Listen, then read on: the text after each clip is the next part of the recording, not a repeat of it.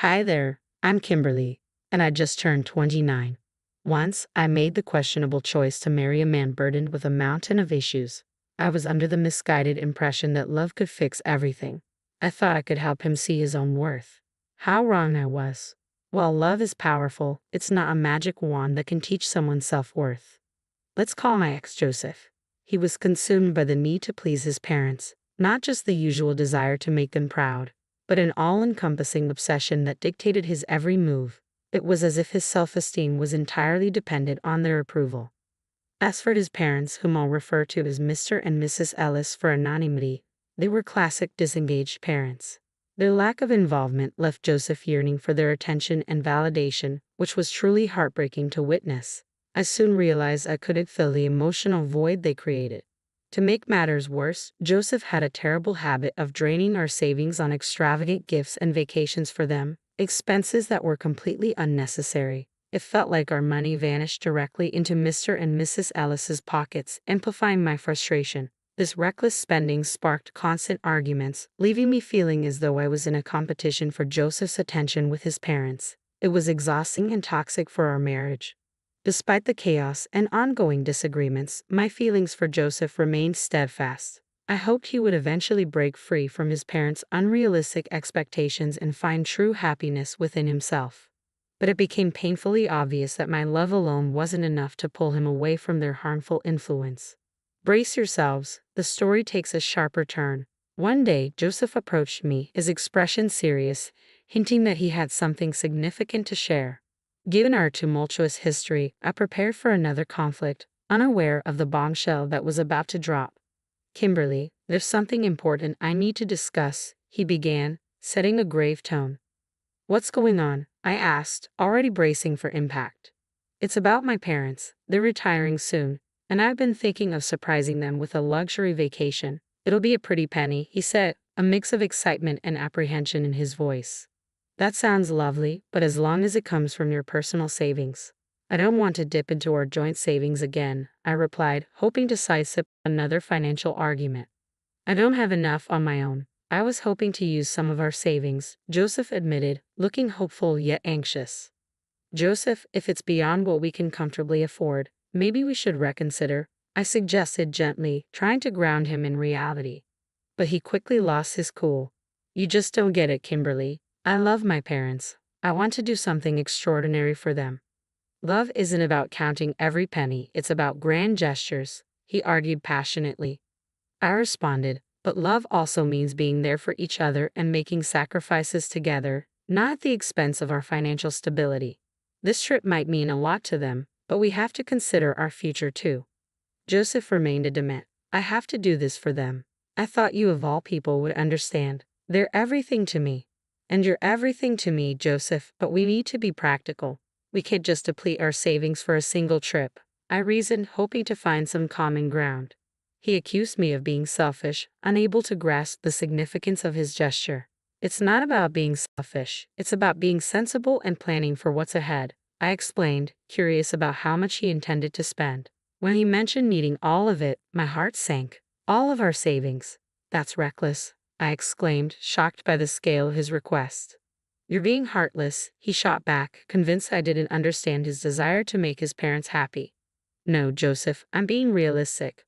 We can't afford to give away $85,000 on a whim," I said, my patience wearing thin. His offhand mention of getting the money back later only deepened my frustration. "Really, Joseph? That's not how this works," I snapped, my sarcasm barely hiding my disbelief. It was clear we had reached an impasse, our differing views on love, responsibility, and financial security colliding more than ever. The argument escalated, our voices rising, and soon objects were flying across the room, shattering on impact as if punctuating our heated exchange. In the midst of this chaos, Joseph dropped a bombshell. "If you can't support me on this, I want a divorce." He probably expected me to panic, to desperately cling to the remnants of our marriage. Instead, I found a calm resolve within myself. "Okay, Joseph, if that's truly what you want." The shock on his face was unmistakable. He had anticipated tears, pleas for him to reconsider, but all he got was my unwavering stance. I was done indulging his fantasies. If he wanted to squander his future chasing shadows, he was free to do so without me. I didn't hold back my words.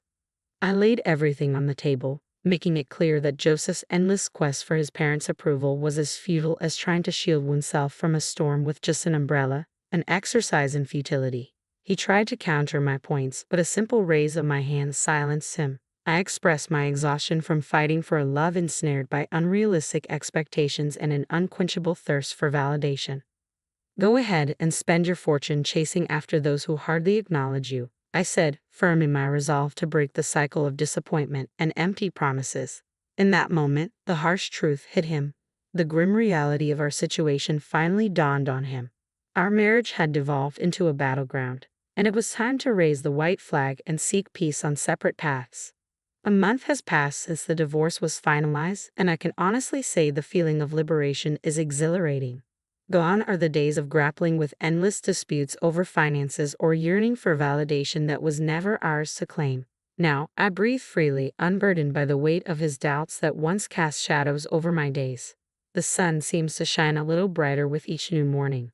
True, Joseph has made attempts to re-enter my life, cloaked in concern and questions about my well-being. But I see through his facade. There's no way I would fall for his ploys again. As the saying goes, fool me once, shame on you. Fool me twice, shame on me. I resolutely turned away from his efforts to reignite any spark that once existed between us. I realized I had invested too much in trying to fix someone who wasn't interested in changing. It was time to focus on my own growth and happiness. Rebuilding my life wasn't easy. Splitting our shared assets and adjusting to a new financial reality demanded patience and resilience. I had grown accustomed to a certain way of living, but adapting wasn't unfamiliar to me. I embraced the hard work required to reconstruct my life anew, discovering strength and independence I didn't know I had. I hadn't realized what was within me until I rekindled old friendships, dove back into hobbies I had set aside, and discovered new interests. The world suddenly felt vast and full of possibilities, and I was eager to make the most of this fresh start. Of course, there were moments filled with self-doubt and solitude, and adjusting to a new budget was a challenge. The wounds from my dissolved marriage didn't heal overnight, but with each passing day, I found solace in knowing I was no longer sacrificing my happiness for someone else's insecurities. The ease with which I moved forward felt like a sign that I had clung to a lost cause for far too long. It amazed me how much I could achieve once freed from that burden. A month later, I was still navigating these adjustments, but I was flourishing all the same. Joseph's incessant messaging took on a new tone. He now painted himself as the protagonist of a dramatic tale, claiming to be in danger and insisting that I meet with him. Exhausted by his constant attempts to contact me, I knew it was time to confront the situation. Joseph, we've been through this. We're divorced. It's time for us to move on, I stated firmly. Kimberly, please. I just need a moment to explain. I'm in serious trouble and you're the only one I can turn to for help, he implored. Perhaps it was the long absence of his voice, or maybe he truly sounded scared, but against my better judgment, I agreed to meet. Fine, but we're not meeting at my place. Let's go to that cafe we used to frequent. No tricks. Understood? Thank you, Kimberly. I promise I just need someone to listen. You're the only one who understands me, he replied, relief evident in his tone. I know what you're thinking. Why would I agree to meet Joseph after everything? Believe me, I question my own decision, yet there's a part of us that sometimes succumbs to a mix of curiosity and lingering concern, no matter how strong we are. I couldn't ignore his plea. Divorce or not, a part of me still cared. So there we sat, opposite each other in a charming bistro, enveloped by the comforting aroma of coffee. However, not even the pleasant scent could soften the thick air of tension between us. Observing Joseph, anxiety etched across his face as he tried to tug at my heartstrings with those sorrowful eyes, was almost amusing this time. However, I wasn't swayed. Leaning back, I maintained a composed demeanor, ready to hear him out while firmly keeping control. I intended to steer this conversation on my terms. Okay, Joseph, you have my attention for now. What's the supposed danger you're in? And just to be clear, playing the hero isn't on my agenda anymore. I'm done cleaning up your messes, I said, keeping my tone firm yet open. Joseph exhaled deeply, his face a mix of regret and desperation that was almost pitiful to witness. Still, I steeled myself against any emotional manipulation. I know I've made mistakes, Kimberly, but this situation is different. I've gotten involved with some seriously bad people. I owe them a lot of money, and they're not known for their patience, he confessed. I couldn't help but raise an eyebrow, skeptical of his dramatic tale. Really, Joseph? Dangerous people? Are we revisiting the story of your imaginary friends who always seem to attract trouble? My disbelief was hard to hide. His expression shifted to one of hurt and frustration, clearly hoping for a more sympathetic ear. No, Kimberly, this isn't made up. I'm in deep trouble, and coming to you was my last resort, he insisted, desperation lacing his voice. So let me guess, you spiraled after our divorce, and now you're in debt. Was it that trip you mentioned? I couldn't keep my voice down, drawing curious glances from other cafe patrons. I shot them an apologetic look, trying to regain my composure. I got caught up in something foolish, I admit, but now I'm in a mess that's bigger than I can handle alone, Joseph said, his gaze pleading. My frustration was close to boiling over.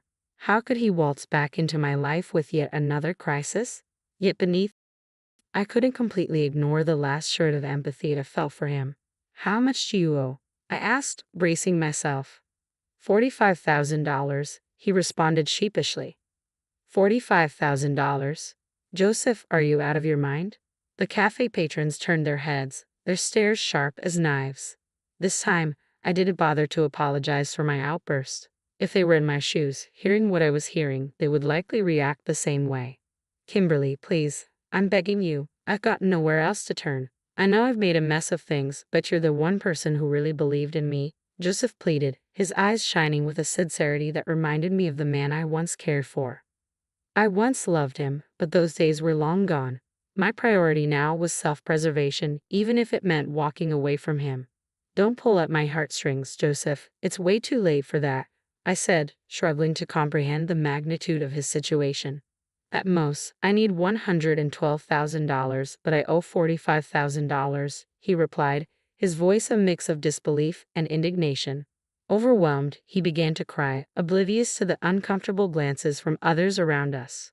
Joseph, calm down. This isn't the place for a scene, I said, trying to grasp the full extent of his predicament. What's going to happen if you don't pay it back? They're threatening to hurt me, Kimberly. I'm not joking. This is really bad, he managed between sobs. I recognized the gravity of his situation and softened a bit. Okay, Joseph, start from the beginning. Tell me everything. He recounted his story, explaining how he had tried to finance an extravagant trip for his parents but had relied on a friend who ultimately let him down, leaving him trapped in significant debt. As he spoke, I felt a whirlwind of emotions, frustration at his recklessness and begrudging amusement at the irony of his predicament. So, you borrowed money from dangerous people to impress your parents who haven't even acknowledged your efforts? I asked incredulously. Joseph's face fell, tears streaking down his cheeks as he faced the bitter truth. It's true. Since that trip, it's like I don't exist to them, he admitted, remorse palpable in his voice.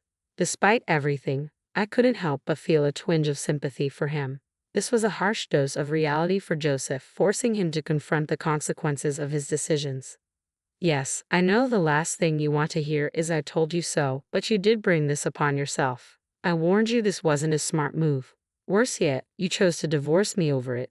And now look where you are. Sought their approval, invested everything into their wishes, only to be met with silence. It's a tough lesson, but it's one you needed to learn. My words were heavy with concern and resignation. This situation was a difficult reality for both of us. Joseph had pinned his self-worth on people who couldn't appreciate his sacrifices, and I had to accept that I couldn't shield him from his own choices any longer. As we sat in silence, the weight of our past, filled with broken promises and dreams, pressed down on us. At that moment, I realized it was time to let go completely. No more second chances. Joseph needed to confront the repercussions of his actions on his own, and I had to pursue my happiness elsewhere. I do hope you find a way out of this, Joseph, I said, my voice tinged with a finality that surprised even me. You're not going to help? Joseph looked at me in disbelief. What the heck? No, Joseph, I can't help you. Why not? He pressed. Because I don't have the resources to bail you out. And even if I did, taking a loan and spend a lifetime repaying is out of the question. I can't afford to be as careless as you've been, I explained, my resolve firm. Come on, Kimberly, please. I'm begging you, he persisted, his desperation clear. Expecting me to solve this for you, Especially with how you're acting is unrealistic, I said, my patience wearing thin. Yeah, I did expect that. You're my ex-wife, not my enemy, he replied, still clinging to a sliver of hope. But it was clear our paths had diverged too far. My journey was about finding peace and joy independent of the chaos that surrounded him. And that's exactly the problem, Joseph. You assume I'll always be around to pick up the pieces because that's what I've always done. I was your wife. It was natural for me to help you out of your troubles. But I can and shouldn't keep doing that. It's not my job or my responsibility. After everything, I don't owe you anything, especially considering how our hard-earned money was wasted on your toxic parents. It's because I love them, Joseph said.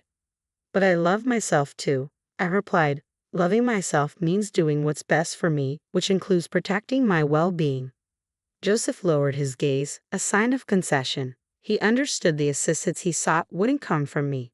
Since you seem to be out of options, I'll offer you one piece of advice. Move somewhere far away where they can't reach you. If that's not something you can manage, then I'm not sure what more you expect from me. He sat there silent, his demeanor shifting to irritation, seemingly upset by my firm stance on not rescuing him this time. It's time for us to go our separate ways, Joseph. I can't allow myself to be pulled back into the turmoil of your life. We both deserve to find our peace, I said, hoping you'd understand.